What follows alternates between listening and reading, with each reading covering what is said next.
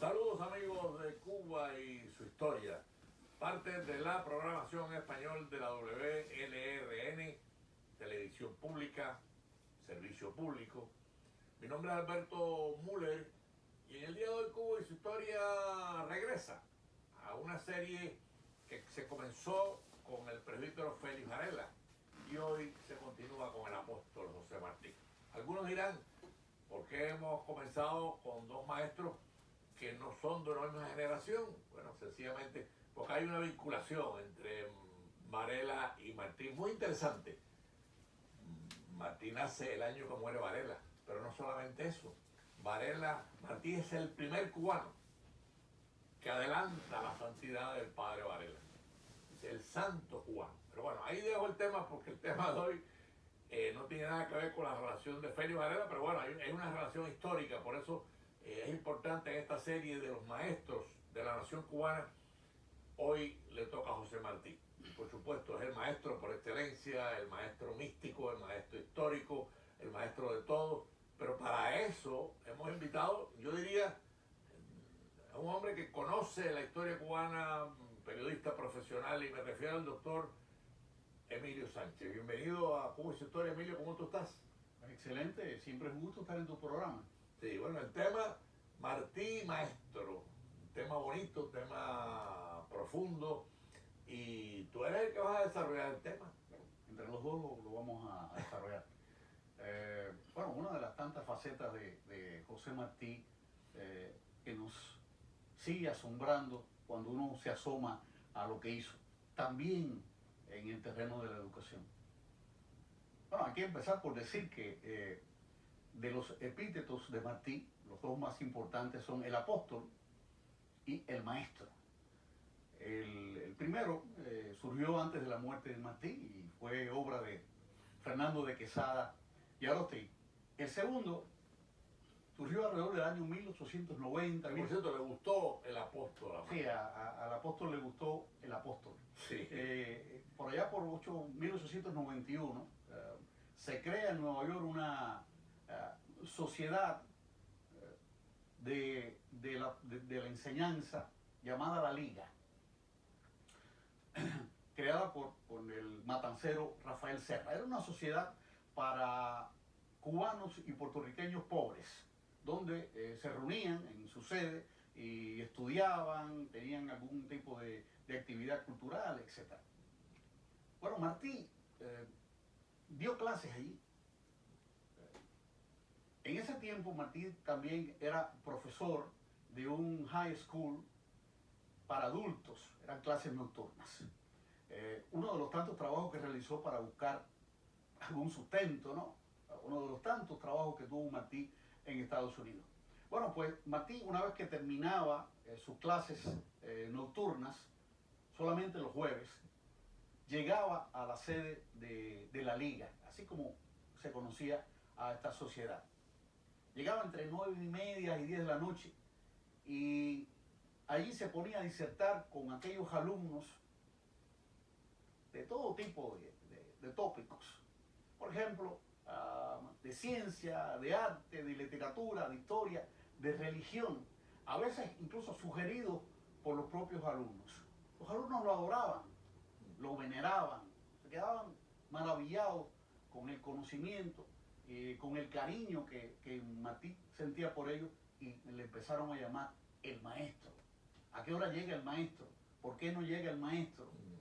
Y se quedó entonces el epíteto del maestro. Sí, pero qué curioso que además casi todos los alumnos de Martí, cuando recorremos la historia, adoraban a Martí. O sea, es una atracción humana, ¿no? Un carisma tremendo, ¿no? Sí. Ahora, Martí tenía una vocación pedagógica obvia desde adolescente. Desde adolescente. Eso se observa primero en todas las reflexiones que hizo y que se expresaron en sus artículos, ensayos, crónicas, hasta en sus cartas. El alto concepto que tenía de la instrucción, de la educación y del maestro. Martí concibía a la educación, o sea, hablaba de que la enseñanza era una obra infinita de amor. Decía, Decir enseñanza es decir ya querer. Claro. Incluso siendo joven tenía este sueño, fíjate qué curioso. Él decía que cuando se acabara la lucha por la independencia de Cuba, él quería retirarse, dedicarse a enseñar a los indios. Fíjate tú, desde joven tenía ese sueño, tenía ese sueño. Claro, la vocación de Martí no solamente es en palabras, es en la práctica, y lo vemos en toda su biografía. Después vamos a hablar del itinerario pedagógico de Martí. Y tenía bastantes ejemplos que seguir. Por ejemplo, hay dos referentes esenciales desde el punto de vista pedagógico para José Martí, que son José de la Luz y Caballero y Rafael María de Mendive. El primero, Martí le dedicó también parte de sus escritos. Caballero, profesor del seminario San Carlos, decía que la misión principal de un maestro era desarrollar en los alumnos el pensamiento crítico, ¿no? La capacidad para pensar por sí mismos. Decía además que la educación, la enseñanza, tenía que basarse en la práctica, en la observación, en la experiencia directa, es decir, rechazaba la enseñanza memorística. Y de Caballero es el famoso proverbio, sí, o frase, que era: enseñar puede cualquiera, educar solo quien sea un evangelio vivo. ¿Qué te parece? Sí, bueno, esa frase se ha repetido en la historia y creo que es una frase que tiene una fuerza existencial, además es verdadera. O sea, memorizar depende de una ecuación, yo diría matemática. No. La enseñanza es otra cosa. O sea, él establecía en esa frase la diferencia entre instruir y educar. O sea, instruir, él lo vinculaba al pensamiento, al razonamiento, y educar lo vinculaba a los sentimientos y a los valores. Por eso establecía esa frase evangelio vivo lo dice todo. Lo dice, un evangelio vivo. Un evangelio vivo. Pura ética práctica, ¿no? Ética cristiana, por demás, ¿no? Para el otro referente de José Martí, sin duda, quizás el más importante, es Rafael María de Mendive. El maestro. Quien fue su maestro, su mentor, y que Martí consideraba incluso un segundo padre. Pero Rafael María de Mendive no solamente fue maestro. Primero, fíjate tú qué interesante esto que les voy a contar. Estudió abogacía, fue poeta, era uno de los intelectuales más destacados de esa Cuba y del tiempo del Martí y después. Y además fue también periodista y editor. Digamos que Martí imitó a su maestro y lo superó con creces. Pero eso es un punto de vista bien interesante. Rafael María de Mendive fue quien trasladó a Martí los valores tan importantes como el patriotismo, el amor por la libertad, el amor por la justicia, la dignidad, el decoro, la preocupación por los humildes. Todo eso lo recibió de Rafael María de Mendive. Y también hay que pensar que también, digamos, corrieron la misma suerte, porque Rafael María de Mendive, por sus actividades conspirativas, fue desterrado de Cuba, al igual que Martí. Hay algunos historiadores que dicen que Martí lo que fue y lo que hizo es básicamente por la educación de Rafael María de Mendive, su maestro. Bueno, fíjate la importancia que tiene Rafael María de Mendive. Cuando Martí sale desterrado para España por sus actividades conspirativas junto a Fermín Valdés Domínguez, en 1871 le escribe una carta a su maestro en la que dice lo siguiente: de aquí a 2 horas embarco desterrado para España. Mucho he sufrido, pero tengo la convicción de que he sabido sufrir. Y si he tenido fuerzas para tanto, y si me siento con fuerzas para ser verdaderamente hombre, solo a usted lo debo. Y de usted, y solo de usted, es cuanto bueno y cariñoso tengo. ¿Tú qué valoración? Todo, sí, ¿no? Todo. Todo. se lo debía a Eduardo. Yo creo que Rafael María de Mendive debe haberse sentido como un maestro bien contento, bien orgulloso de que su alumno, su discípulo, lo haya superado en tan gigantesca medida. Claro, el orgullo de un padre cuando educa a un hijo y ve que el hijo obtiene éxito. Seguro. Y ese es el sentimiento que tiene que haber sentido Rafael María de Mendive con Martí, sin lugar a dudas. Quisiera hablar de la trayectoria pedagógica de Martí.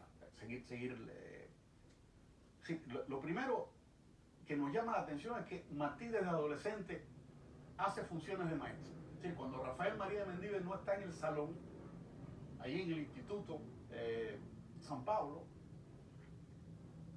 Martí ocupa su lugar desde adolescente. Esa es la primera experiencia pedagógica de Martí. La segunda la tiene cuando llega a España desterrado. En un momento en que se acaba el dinero, no tiene recursos, tiene carencias, y entonces se ve obligado a impartir clases y da clases a dos familias de allí, de españolas. Acá Mañach, en Martí el Apóstol, nos habla de esa experiencia de Martí. Una de las familias fue la de Barbarita Echeverría, la viuda por cierto, la viuda de un general español. Y otra fue la familia de Leandro Álvarez Torrijos. Ambos le confían la ilustración de sus hijos. Sí, esa es la segunda experiencia. Cuando Martí sale de España, sabe que después va a México. México está un tiempo, tiene un desarrollo allí como periodista, pero se ve obligado a irse de México por razones políticas. Los amigos le aconsejan que se vaya, porque la podría pasar muy mal. Ha llevado Porfirio Díaz al poder y puede no haber problema. Se va a Guatemala. Entonces allí enseguida lo reciben con los brazos abiertos y Martí empieza a impartir clases, primero en la escuela normal, da clases de literatura y de composición, y también en la Universidad Central, donde da clases de literatura, pero de varias literaturas, es asombroso. Literatura italiana, literatura francesa, literatura alemana, literatura inglesa. Martí tiene 24 años, es un especialista en esto. Bueno, Martí siempre fue un genio, sin duda. Después de Guatemala, también por situaciones, por unas circunstancias, él renuncia a su cargo por solidaridad con José María Izaguirre, que era quien lo había... Sí, fue el que le dio la oportunidad. Le dio la oportunidad, y aprovechando que se ha firmado el Pacto de San Juan, se va a La Habana. Carmen Sayas Bazán está embarazada, se van a La Habana. Y allí Martí comienza a dar clases también, en una escuela digamos de primera y de segunda enseñanza, durante un tiempo, muy poco tiempo, porque sí, Martí... Una estancia corta. Estancia corta, él combina la actividad profesoral o pedagógica con las tareas en un bufete de abogados. Pero bueno, está conspirando y lo vuelven a desterrar. Así que su experiencia allí en La Habana es bien corta. Voy a aprovechar esta parada, Emilio, porque estamos a mitad del programa. Para los que han sintonizado tarde, amigos de Cuba y su historia, estamos tratando el tema, uno de los temas más interesantes de la historia cubana, Martí, maestro. Y por supuesto está con nosotros el doctor Emilio Sánchez. Ahí te dejo para que continúes. Bueno, Martí, ya sabes, va a España desterrado, de ahí se las arregla y se va a Estados Unidos. Llega a Estados Unidos en enero de 1880. No le va muy bien, entonces recurre a los amigos y se va a Venezuela, se va a Caracas. Y allí tiene otra experiencia pedagógica que le encantó. Primero, dio clases de gramática y de literatura francesa en la Escuela Santa María. Y en el Colegio Villegas da clases también de literatura, pero crea una cátedra de oratoria. Es decir, fue iniciativa de Martí, a pedido de los alumnos que ya lo conocían. Él había expuesto en conferencias y estaban admirados de la facundia de Martí y le piden que les enseñe. Y él allí forma una cátedra de oratoria. Bueno, nuevamente, Martí siempre tiene problemas con los gobiernos. Yo creo que con el único gobierno que no tuvo problemas fue con el gobierno de los Estados Unidos. Aquí fue donde único pudo quedarse, conspirar, escribir y hacer poesía. Bueno, de Venezuela tuvo que irse y llega entonces a Nueva York. Y ahí en Nueva York es donde tiene estas dos experiencias que ya yo he citado. De clases privadas. No, clases públicas con el high school, Central High School, clases de adultos nocturnas y las clases en la liga. Pero Estados Unidos es bien importante para Martí porque allí, en ese país, en este país, cristalizan las ideas de Martí en torno a la educación. ¿Por qué? Estados Unidos tenía una posición de vanguardia en la educación en aquel tiempo.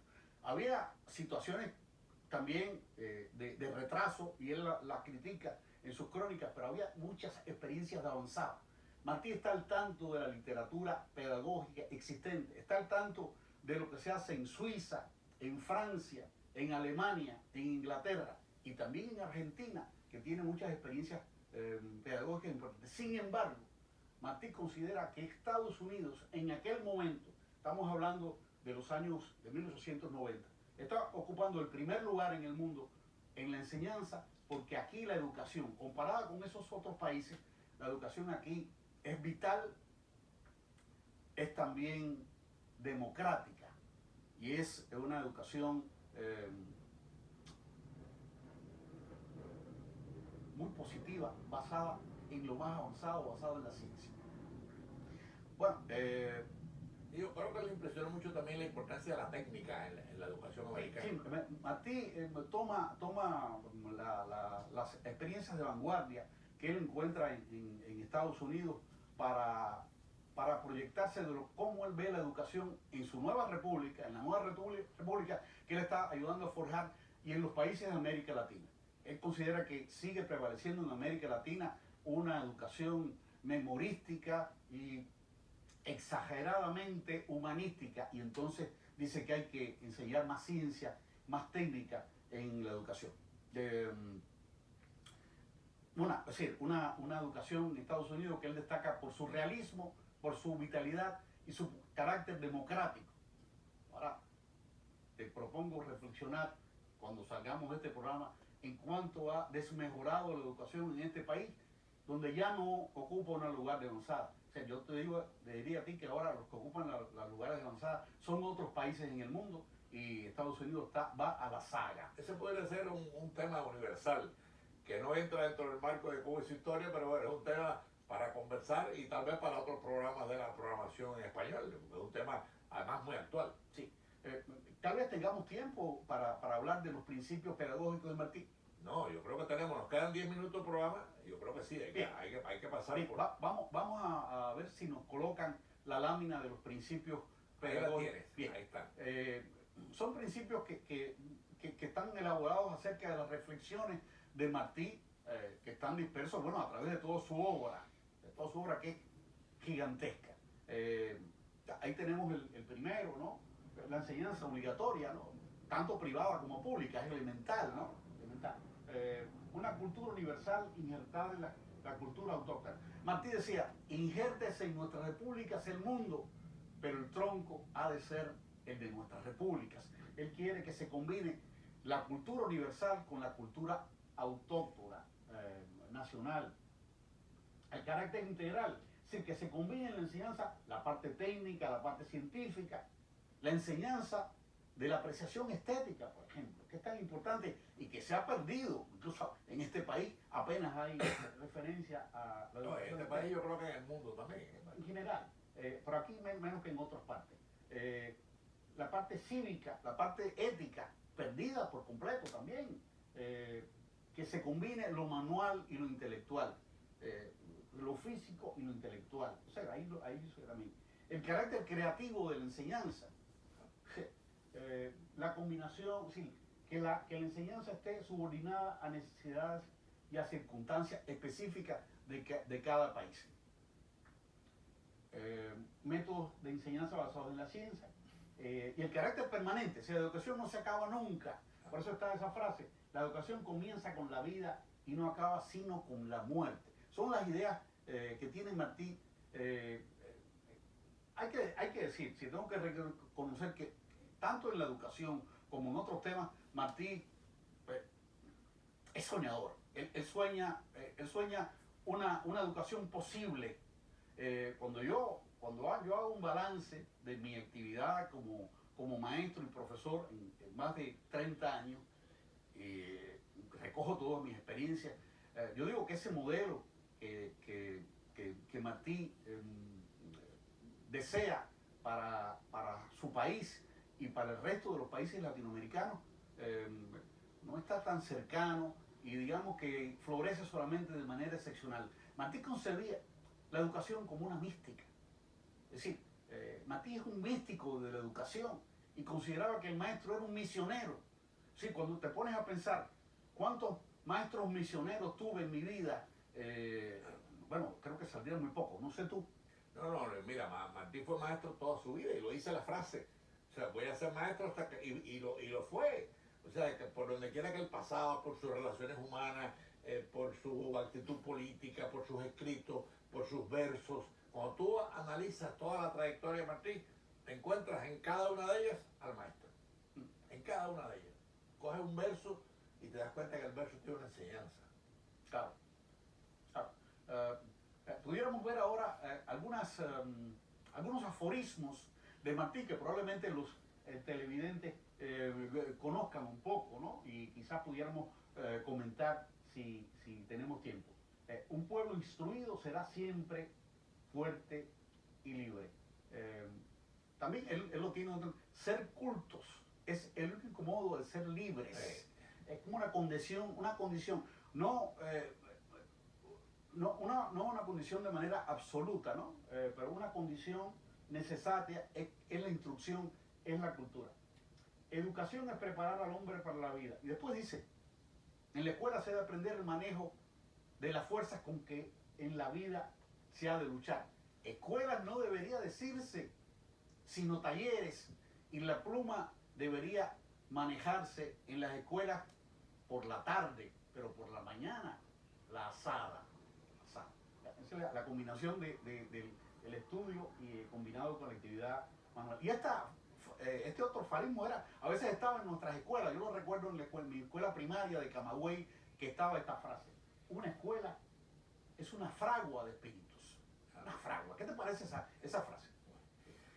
Martí. Qué belleza, ¿no? Es decir, comparar la labor de educación con una fragua. Es decir, donde se forja el acero, una fragua de espíritus. Porque esa es la única forma, Emilio y amigos de Cubo Su Historia, en que la educación te estimula a ser creativo. O sea, te hace creativo, te hace artista, te hace creador, te hace poeta, te hace humanista, te hace ingeniero, te hace médico y por supuesto te hace misionero. Claro, claro que sí.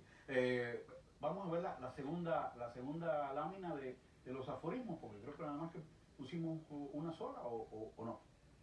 La segunda lámina. Bueno, el pueblo más feliz es el que tenga mejor educados sus hijos en la instrucción del pensamiento y en la dirección de sus sentimientos. Dice, hay que ennoblecer las mentes y aquietar las almas. Instruir es funesto si no se enseña a la vez la sencillez, la armonía y la espiritualidad del mundo. Y la educación es como un árbol, se siembra una semilla y se abre en muchas ramas. Claro. El crecimiento, la creatividad, todo, ahí está todo. En cada frase, en cada aforismo, hay toda una enseñanza vital y además, como dices tú, mística, ¿no?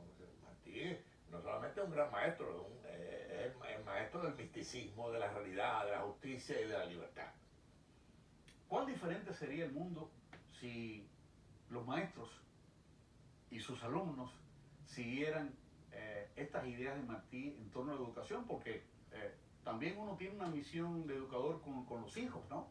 En el seno del hogar, en el seno de la familia, ¿no? Y pudiéramos contribuir, el mundo sería totalmente diferente. Sí, tú me has recordado ahora, que por supuesto no viene al caso, pero bueno, ya estoy en medio de la anécdota, ¿no? Gabriela Mistral, la poetisa premio Nobel, que adoraba a Martí sin conocerlo, y dijo, Martí es una vida sin acabamiento. Y ahí lo dejo porque tú lo acabas de decir. O sea, Martí se abre para todos, sería un gran instrumento para la historia, para el espíritu, para la justicia y para la libertad, porque su vida no ha acabado. Te dejo. Bueno, nada. Nos quedan 3 minutos. Bueno, pues voy a consumir por lo menos uno de ellos para decir que a veces cuando uno lee la prensa o oye algún discurso de un político, nos parece que solamente interesa presentar al Martí luchador por la independencia, Martí el patriota, Martí el anticolonialista. Y sí fue eso, pero Martí Fue más. fue más. Fue un escritor político, como dice Gabriel Infante, pero fue también el maestro. Y fue maestro, fue pedagogo y a lo largo de su vida nos deja un sinnúmero de enseñanzas y de reflexiones que pudieran servirnos de mucho, no solamente en la escuela, sino fuera de la escuela. Sí, Martí deja un legado, y tú lo has dicho con un dominio admirable, ¿no? Deja un legado de humanidad como maestro, deja un legado de libertad como maestro, y por supuesto es todo un mundo que se abre a la creación. Te dejo el minuto final para despedirnos y nada, si queda la posibilidad de hacer un resumen, que yo creo que es casi imposible, ¿no? No, es imposible. Bueno, Martí, una obra que pudiéramos decir que es una obra de enseñanza, de educación dirigida a los niños, que fue la edad de oro, la obra de un maestro, la obra de un pedagogo. Todos los componentes de ese libro están pensados para la educación de los niños, para elevar la espiritualidad de los niños. Quiero terminar con esto, ¿no? Rápido, con un minuto lo que nos queda. Sí, libertad es el derecho que todo hombre tiene a ser honrado y a pensar y a hablar sin hipocresía. Le está dirigiendo a los niños. Un hombre que oculta lo que piensa o no se atreve a decir lo que piensa no es un hombre honrado. Bueno, amigos de Cuba y su historia, lamentablemente, porque estamos terminando con el Martí. El sueño de Martí era terminar educando niños. O sea, ese fue su sueño como maestro. Lamentablemente no tenemos más tiempo. Le agradezco mucho al doctor Emilio Sánchez que nos haya ayudado, que haya dirigido prácticamente y ha compartido la figura de Martí como maestro, como místico, como un hombre que todavía, como decía la Mistral, no ha acabado. Nos despedimos, gracias al doctor Emilio Sánchez, y nos vemos, amigos de Cuba y su historia, el próximo domingo a las 4:30 de la tarde.